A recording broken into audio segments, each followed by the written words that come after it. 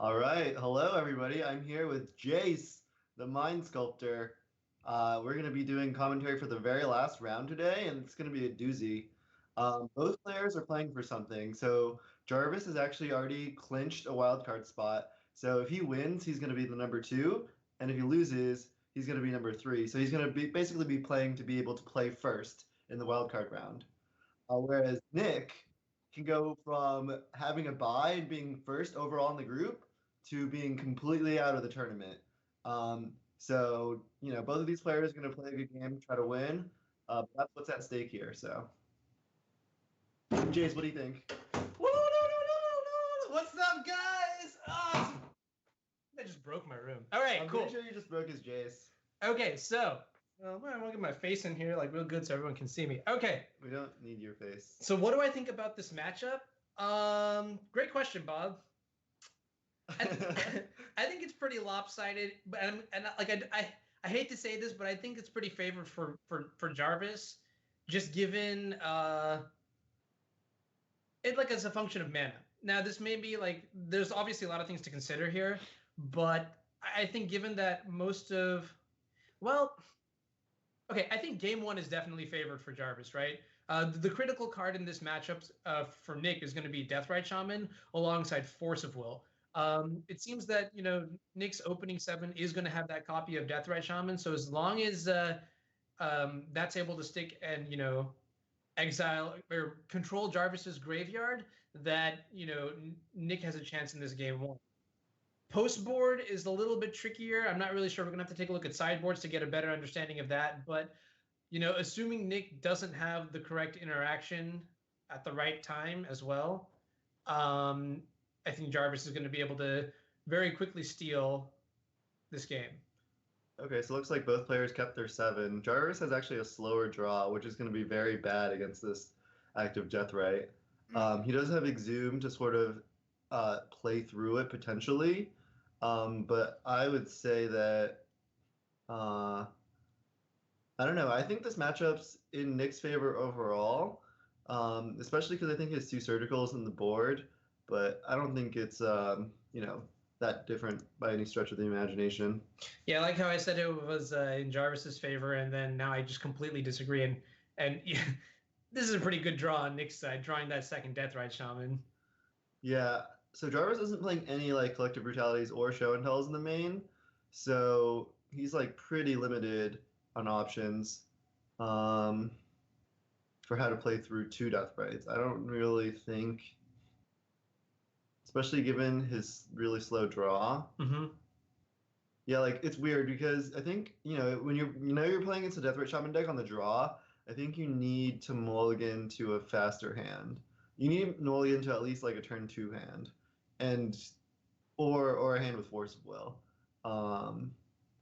So I don't know. We'll see if anyone can pull something out of a hat. It's Jarvis. Yeah, and Jarvis is going to end step Brainstorm here, but I don't think he's found the necessary pieces to push through this Deathrite Shaman on this turn, which is especially a bad sign because that means that Nick is going to be able to untap with 2 Deathrite Shamans and 2 green sources. Yeah, I mean it's going to get to a point where Jarvis is gonna hope that Nick like activates one of the Deathrites to like play something, and then that will be his window to go for it. But it doesn't really look like Nick ever needs to put his shields down. Yeah. Like even if Nick put 1 shield down this turn to play the Goift, which is somewhat reasonable, he would still be completely fine. Yeah, and I mean drawing the Underground Sea there is all the more reason not to put your shield to play the Goift there because you can just.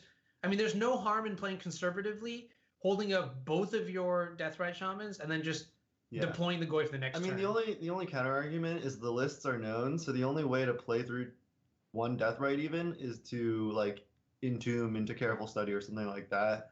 I mean, you might as well play around it, but I can see an argument for wanting to get some pressure down, and he's definitely going to go for the Goift this turn. So. Yeah, Jarvis could win this game if he had like Buried Alive in his deck.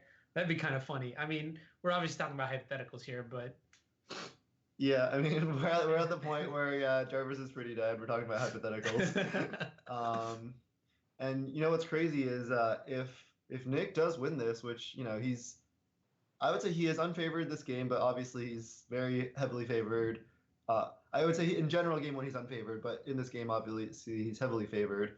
So if Nick does win the match, as I said, Jarvis is going to be 3 seed, Nick is going to be 1 seed, Brett will be 2, and Brian will be knocked out of the tournament, which would be a pretty big upset. Yeah, I mean, going into this tournament, at least this group stage, it's just given how like good Brian is at Magic the Gathering, like I would expect him to be, doing really, really well. So this is something of an upset, but obviously that has nothing to do with Brian or how he's playing. He's definitely got this new off the wall sort of deck, and it's very interesting to see him play out with that. Now, to be fair, he did play sort of an experimental build with like Gitaxian probes. So, how do you feel about this Liliana ticking up? Ooh, that's very interesting. Who do you think will win Group 1? And Twitter tweeted that BBD would be victorious with his Blue Eye Red Mentor deck. Yeah. So definitely good to see that clash there. Yeah, we'll see what happens. Yeah, definitely. Now, it's really hard to say. I don't necessarily know if I like ticking up with the Liliana there and not main phasing a Deathrite Shaman. Because it seems like ticking up is giving Jarvis an opportunity to somehow come back from this seemingly unlosable or unwinnable board state. Right? Because by ticking up, you give Jarvis the opportunity to have like double Entomb plus Exhume. I mean, Jarvis obviously doesn't have it, but yeah, I mean, yeah, like for example, I do like playing the Liliana just to have it on board. So like, if he does get a creature in play, you can deal with it. Yeah. But yeah, I agree. There's not that much of a need to tick up. It does grow the Goyf a little bit. Yeah, and I mean, so off the ponder, we see copies of Leovold. We saw another Liliana, right? And the Sylvan Library, which Brett, sorry, whoa, Nick is going to take to sort of A, cement card advantage, and B, also keep up both of his Deathrite Shamans. He actually let down the shields this turn. Really? Oh, no, never mind. I'm missing the second Bayou. Yeah. My bad. 2 Bayous, different arts. It is what it is. Jarvis is going to cast Ponder. Can't tell if he shuffled or not, but he did find another Ponder. So we're going to keep digging for... Does he have like Grave Titan main? I don't know. Good question. If he has Grave Titan main, that's going to be a very good answer. Yeah, he might be able to hard cast it. Yeah. But outside of that, I don't see too much. Like even a Grizzlebrand's not good anymore because he's at a low life total. So yeah, at a low life total, and the Liliana can just edict it away. Exactly. Well, I think he's actually just dead, right? Yeah, seems like it. I'm very bad at creature combat math, as most of you who watch me play know. I would call this creature combat math. Well, anything that involves creatures and numbers, I'm not really I would just call it math. Okay, I'm bad at math, Bob. You got me. Well, I don't know. Maybe Jarvis's win condition is now Liliana tick down, target Nasty Nick. He sacrifices the Deathrite Shaman, and then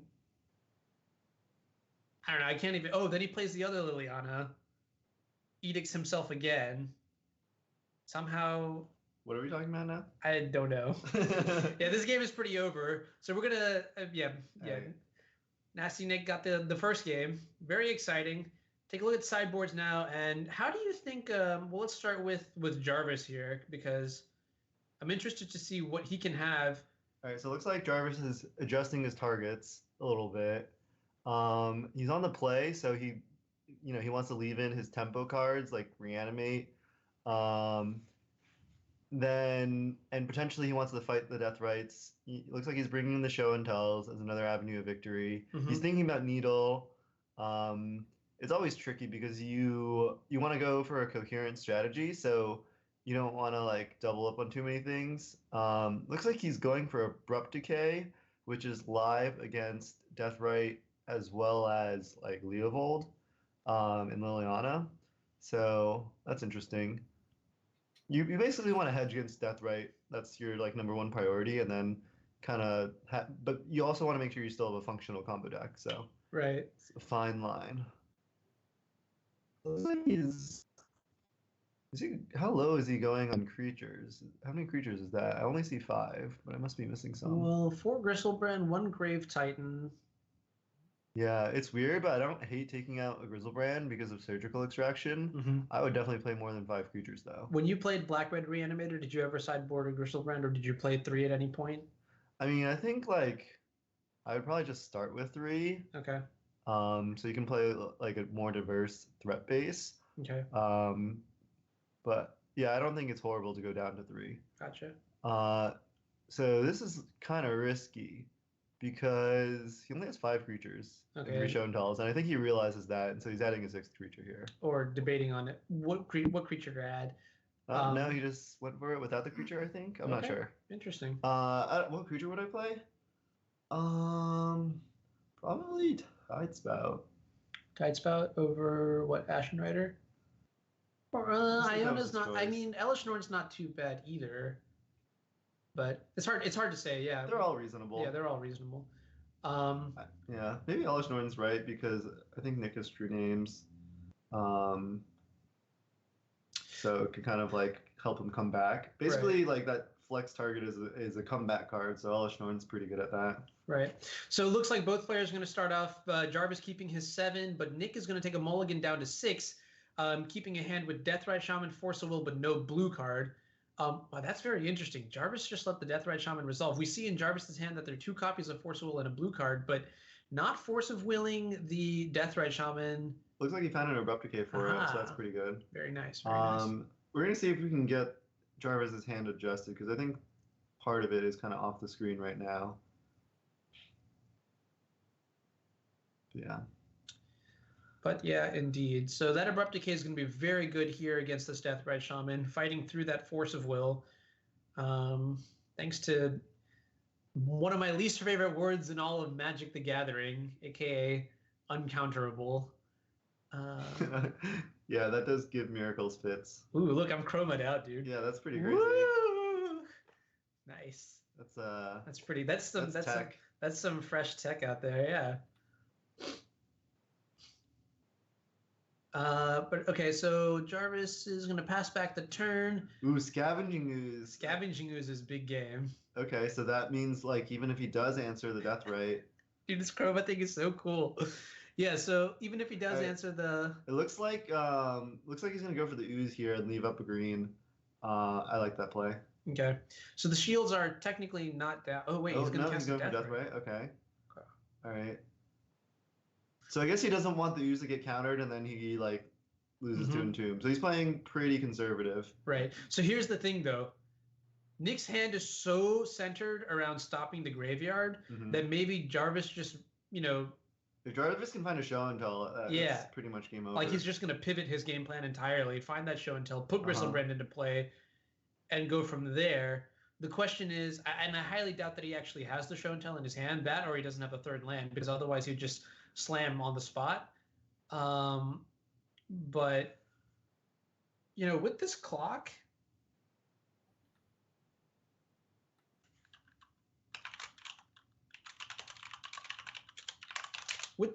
I mean, Jarvis has to be aware of just dying before he actually even gets to do anything.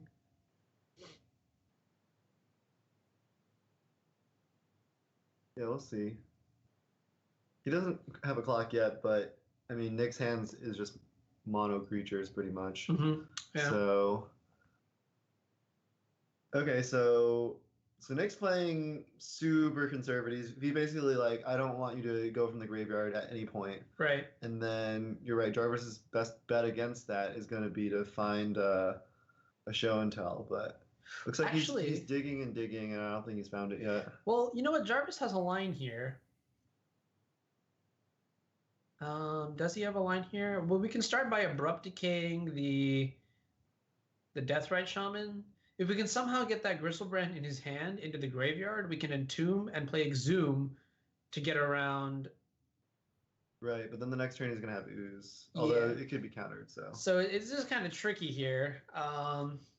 And perhaps the days can also cause some sort of headache for for Nick, because you see that Nick is like the way Nick is playing, he's barely keeping enough mana up to just keep up his 2 Deathrite Shamans. And there's this potential that, you know, he like conditions himself to do that over and over again, so that if Jarvis actually plays a Daze, like as Nick has the very last spell, you know, Jarvis can force Nick to only have 1 Deathrite Shaman available and then combo off from there. That being said, I mean, very hard to say what actually happens.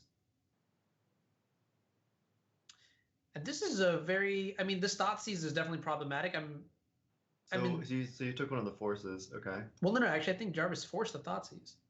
Oh, really? Yeah, because he pitched the other force. Ah, okay.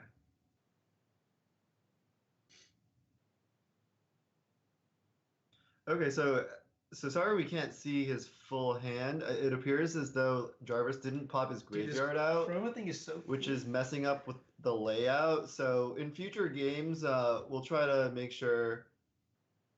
Wow, Anurag, you're a child. Dude, but this is so cool. Okay, sorry. Put it away. In future games, we'll try to make sure to tell players to have like graveyards in appropriate places so that you can see the full hand. All good, all good. So, okay, so Jarvis is going to... What are you in tune for? No, I'm quite confused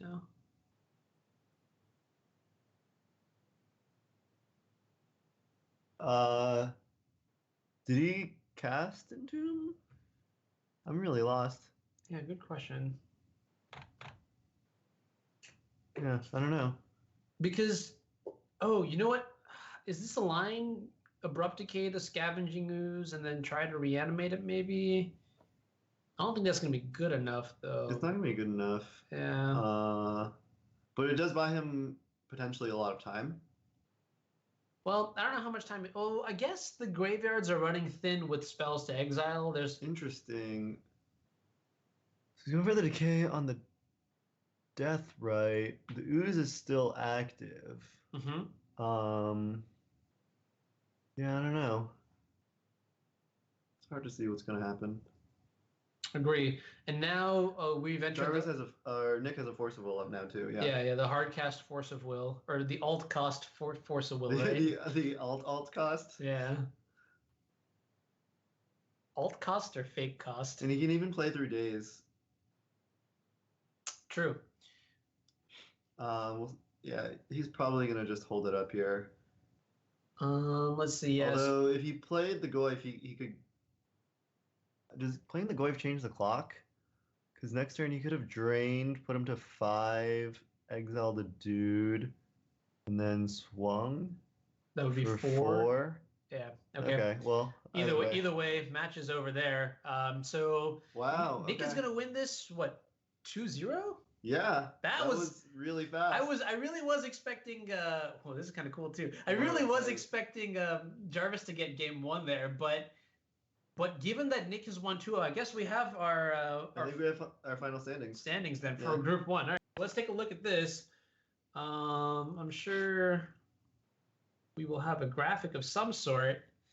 But yeah, so it looks like Nick Feola taking first place, putting himself straight into the quarterfinals with basically, you know, the latest iteration of Reed's True Name Bug Deck. Yeah, it's interesting. So that's number 1, and then number 2 is going to be Brett with Hymn to Torok Bug Delver. Malamujo Delver. Number 3 is going to be Jarvis with Blue Black Reanimator, so he's going to be on the draw for his wildcard stage. Yep. And then Brian, the champ, the king of the hill, the king of the world, out in a huge upset.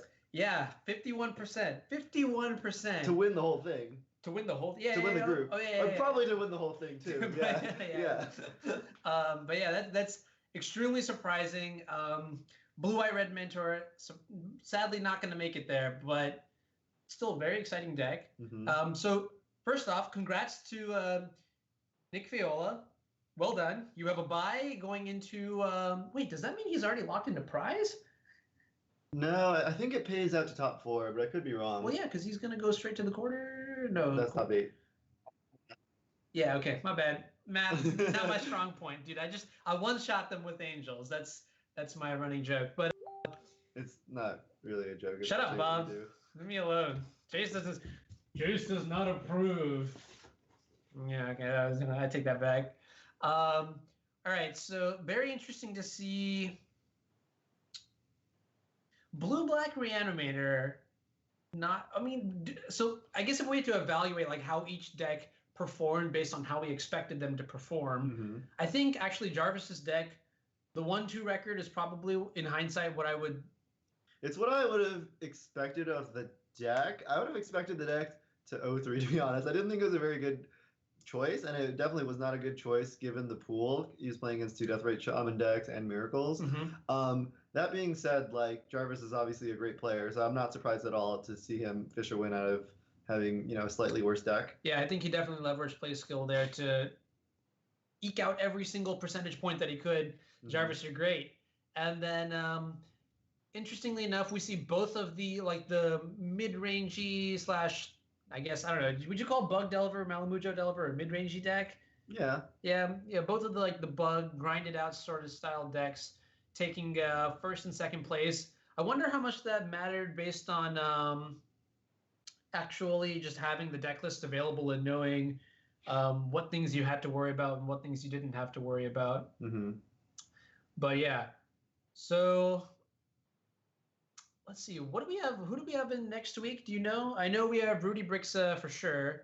He's going to be playing Bug Food Chain with Walking Ballista and Trinket Mage. It's julian.com/results.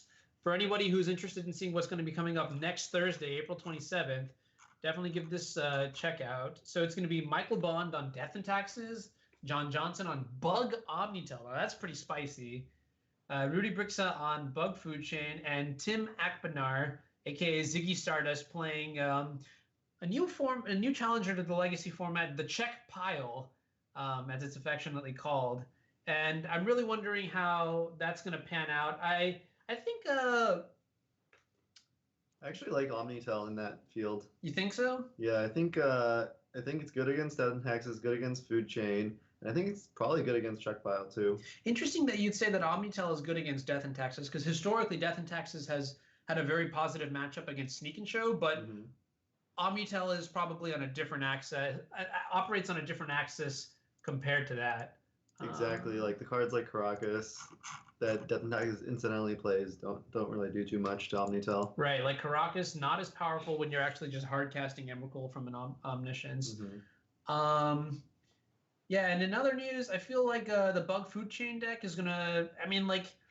I like Food Chain against the other two decks. I think Food Chain is gonna have a good matchup against Death and Taxes, especially against when you have Walking Ballista in your deck. Agreed. You just like ping off all the 1/1s, And I think Food Chain also is pretty good against the Czech Pile deck, right? Because I mean, like the Czech Pile is a very value-oriented deck, leveraging Snapcaster Mage and like Baleful Tricks to generate card advantage.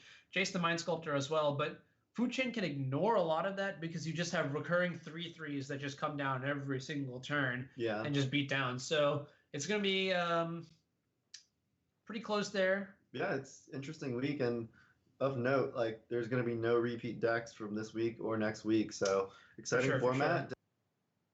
Yeah, cool. And as a last note, we definitely like to go ahead and thank Card Hoarder for sponsoring this event. Also, Living Cards, right? MTG.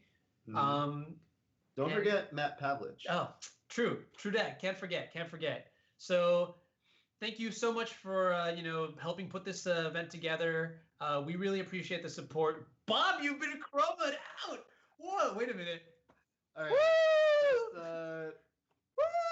All right, why did you have to show him this, Mike? Matt Arnog's going to be doing this like all day tomorrow. Yeah, so definitely thank you for the support, guys. We really appreciated this event. Would not be possible without you. Mike, Julian, if you guys have any last comments, please tune in. You guys have been doing a great job as well. Really appreciate all the time and effort you put into this. Outside of that, I mean, I don't think I have anything else to say. Congrats to Nick again. And yeah,